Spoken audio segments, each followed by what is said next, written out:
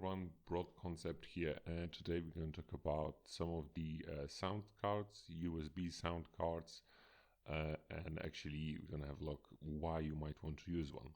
So starting off with a bit of history, if you look at the back of your computer, possibly some of the older ones, on your sound card at the back you will have three plugs.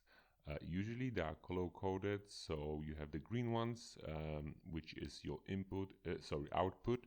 So usually connect your headphones, your speakers to it, any device that needs output signal. Your red one is your microphone, so usually you just connect here your microphone, and pretty much some of the input devices, not all of them. There are some restrictions on that, but we're going to get to that later. And then you have the blue one, which is basically line in, so again it's another input. Now on some of the newer computers you probably will have just two sockets, two jack plugs.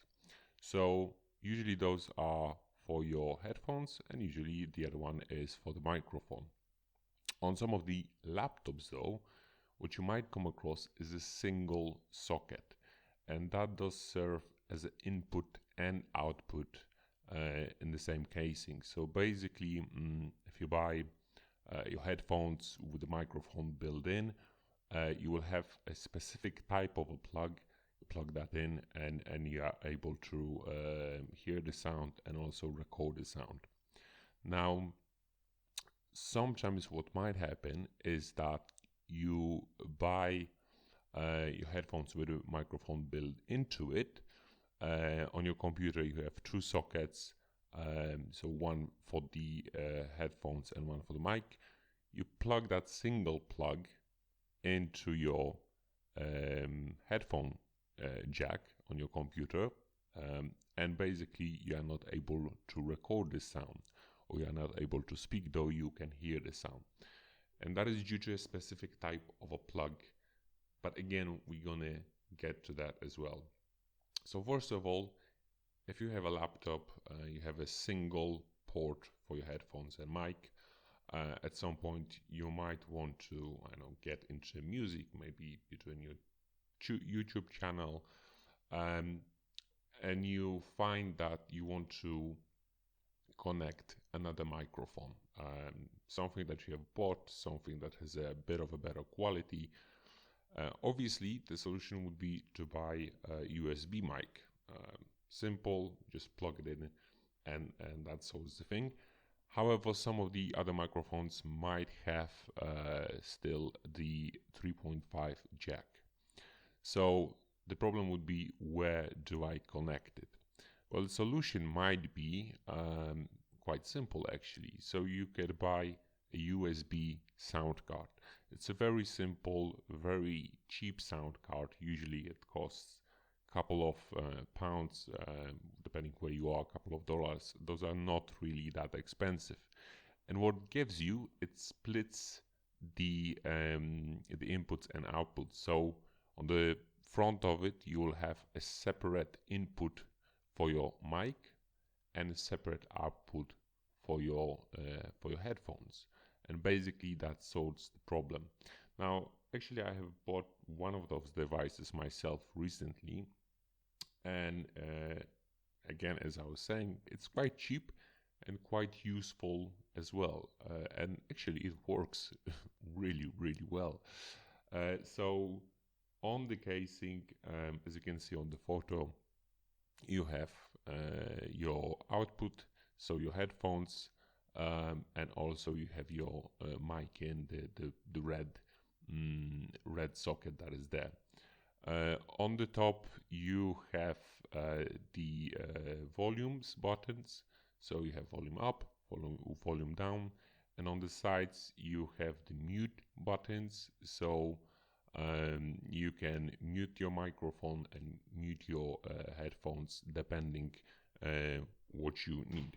So basically the device that I bought is D-Lock. It's not probably one of the famous brands, but like I said, for a couple of pounds it works really well. Now, as you get further into things like film editing or YouTube channels or music, you might actually need to buy a separate sound card. It can be USB as well, but what you will need is another socket. So on your old sound card, the blue one, the line in, that is what you need. Technically speaking, you can connect an signal from your keyboard, let's say, to the microphone jack. However, it's not really recommended. Apparently, what tends to happen is that signal from the microphone is slightly weaker than a signal from line in. Or in other words, let's say the voltage on it is lower than the voltage from the line in, from your keyboard. So if you connect your keyboard straight away to the microphone in, what potentially might happen is that you might simply damage your sound card. If you connect it to a laptop, you might damage some of the elements of the laptop. So that is why it's not really recommended to do so. However, people do tend to do it.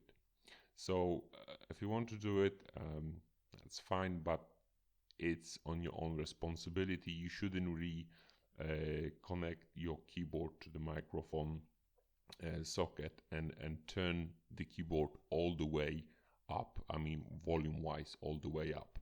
So you should start it with the minimal levels of volume and then potentially increase it gradually, and just have a look what is happening with it.